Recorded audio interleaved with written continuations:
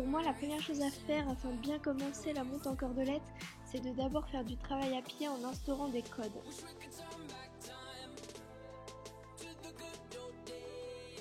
Ensuite, personnellement, j'ai continué en montant avec les rênes et la cordelette en même temps pour que les codes de l'arrêt et de la direction soient plus compréhensibles pour Fancy.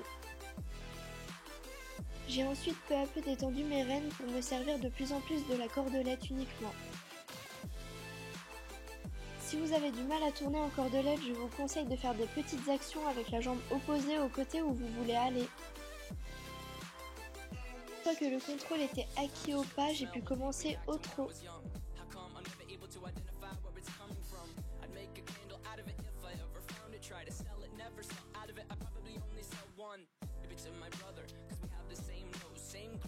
J'ai ensuite commencé le galop, toujours avec le filet. Ensuite, c'est en fonction du cheval, on peut continuer avec un licol au lieu du filet ou bien directement passer en cordelette, ça dépend du contrôle que vous avez. Il faut penser à toujours récompenser le cheval d'une caresse dès qu'il fait ce que vous lui demandez. Pour les premiers galops, n'en demandez pas trop, contentez-vous de quelques foulées avant de s'arrêter et caresser.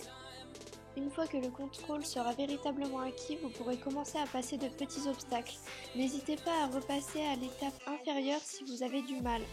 Pour ceux qui veulent aller plus loin et galoper en liberté, je n'ai pas véritablement de technique à vous proposer. La mienne a été de mettre une cordelette ouverte et de l'enlever une fois le départ au galop fait.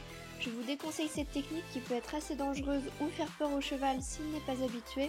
Je vous conseille plutôt du coup de commencer dans un rond de longe pour que le cheval soit plus contrôlable et que ce soit plus facile pour vous pour débuter. Personnellement, pour repasser à l'allure inférieure en liberté, j'utilise des codes vocaux. What's to stop?